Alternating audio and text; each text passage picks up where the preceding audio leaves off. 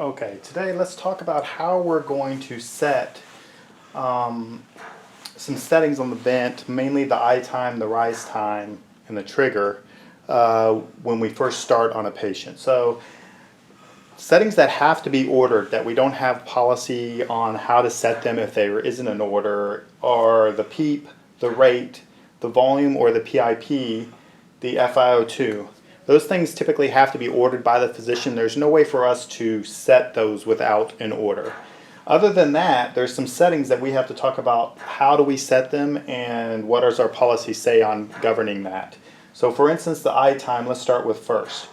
So when you're going to start the vent on a person and you're going to put in those ordered settings that you have from the physician, FiO2, these three basically, and you're going to start with your eye time. Now typically we're going to set this based on some criteria I'm about to show you, but before you put it on the patient, I usually set that to whatever gives me a 1 to 3 IE ratio based on the order that I have already. The rise time, again, is going to be set based on the waveform, but I'm going to just guess at the beginning to make it really slow because I don't want to overshoot anything, and I'd rather err on it being too slow than too fast, so we're going to go too slow. The trigger, I'm going to try to always use flow triggering, but I don't want it to auto cycle right off the bat, so I'm going to set this at 1 until I have the patient on it. The percent cycle, we always set at 1% unless otherwise indicated for leaks. Pressure support is one of those things that's also going to be ordered. You're going to need an order for that. So here we're going to go. We're going to start. This patient's going to show up. I'm going to set this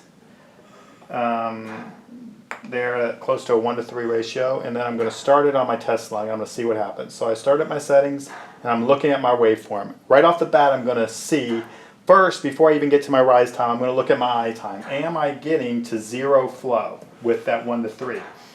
If I wasn't, and I have eye time was showing me a waveform that looked like this, you see the flow doesn't get to 0 flow.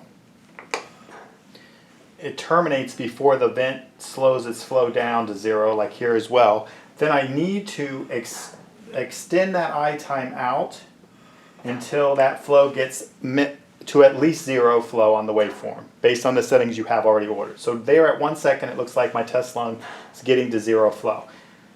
Now, after I get to 0 flow, my next step is, does my patient exhale all the way on the rate that's ordered? And we look at that by seeing if my expiratory flow comes all the way to 0, and it does, before the next breath is given, and it does, so I'm good there. Now the third step is, do I need to have an inspiratory hold on this patient?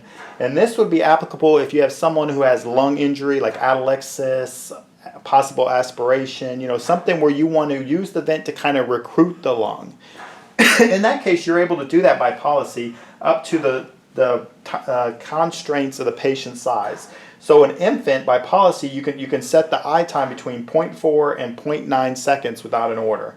A child, 0.6 seconds to 1 second, and an adolescent, 1 second to 1.5. Those are your ranges that you're able to manipulate the eye time. So if I wanted to do an inspiratory hold, let's say this patient is an adolescent, I can go all the way to 1.5 seconds without an order if I wanted to give a hold to help to recruit the lung. Now here on the test lung you can see there's a substantial hold, and I usually talk about that in percentages, so that looks like about a 50% hold created. So that's fine to give the patient a hold. You just need to be able to communicate why you decided to give the hold. And then after you give a hold, one thing you need to look at to make sure that you can still do this without an order is the patient fighting the hold you're given? And how you're going to look at that is you're going to look up on the pressure waveform here. And you see how it's flat at the top? That's all pressure ventilation should be flat. If for some reason your patient that you're trying to give a hold to isn't sedated enough to accept it, they're probably going to want to try to exhale at that point that flow gets to 0. So what they'll do if they're not sedated enough will fight the vent. And I'm saying this in quotations because it's basically the patient is trying to exhale when you don't let them. So what you're going to look for that on that pressure waveform at the top. If they try to exhale, they're going to do this.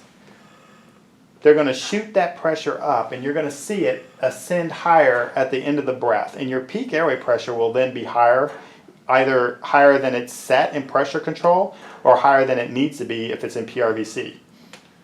So if this is happening on your patient, these are all without an order. If this is happening on your patient, you no longer can give him a hold. You have to go back to the zero flow. And you see there's no fighting the vent or pushing the pressure up with the zero flow setting.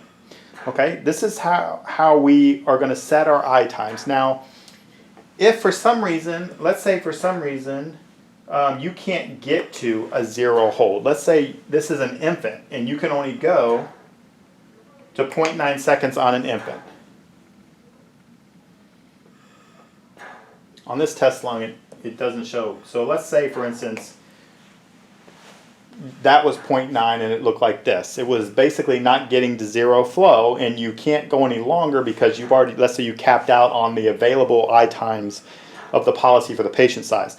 This is where you're going to need to get the doctor and decide on what I time needs to be ordered. They're going to need to order the I time because it falls out of our availability to look at the waveform to determine the appropriate I time. And there's other things that could be happening with the patient that this information will bring to light for the physician to go to treat. There's various things that this could be. It could be a T fistula, there could be a leak in the chest tubes, lots of things that we just want the team to come together and kind of talk about what I time is needed and bring light to this unusual, scenario. So, okay, so the basic is you have to get at least a zero flow within those time frames of your policy. You can give a hold as long as the patient isn't fighting or pushing the pressure up with the hold.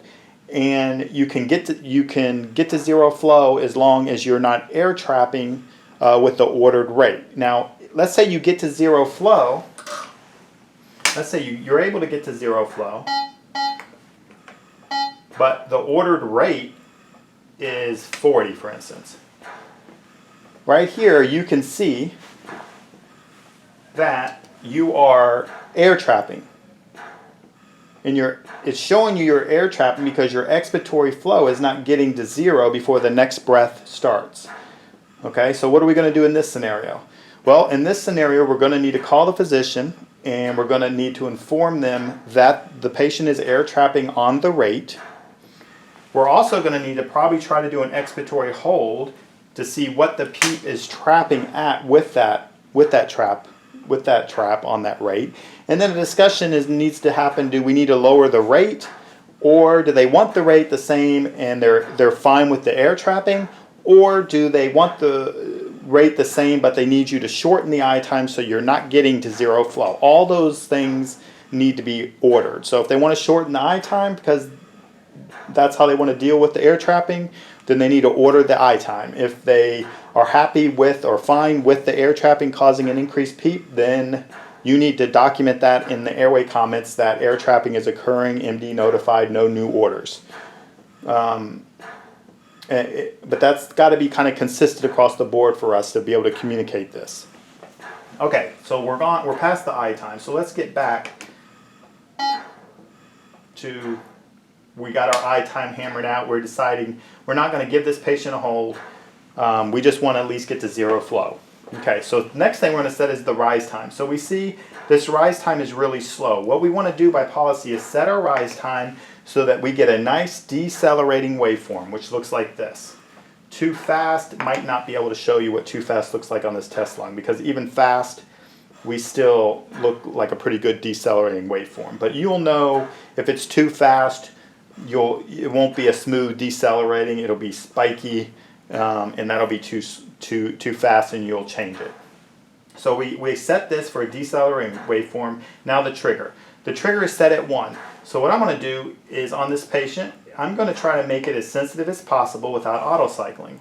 So I set it to 3, no auto-cycling, because this patient's paralyzed, right? So it shouldn't be breathing at all because it's a test lung. So I'm going to keep going and I'm going to see what is auto-cycle going to show up if I can even do it on this test lung. Okay, so here at 7, you can see there's pink spikes. So the pink spikes means the vent is recognizing that the patient is trying to take a breath, right? Well, obviously this test lung is not taking a breath. So this is what auto-cycling is defined by. The patient isn't really taking a breath, but for some reason the vent thinks the patient is. Whether that's a hyperdynamic pulse or their diaphragm is bouncing and triggering flow, or there's a leak in the system, something like that. So what we're going to do is we're going to set this back to where it's as sensitive as possible without auto cycling. So for instance, this test lung, I'm going to leave this at 4. That means that's 40% of the bias flow. And we are as sensitive as possible without auto cycling occurring. Okay. So that's how you set your I time, your percent cycle, your trigger, and your, yeah.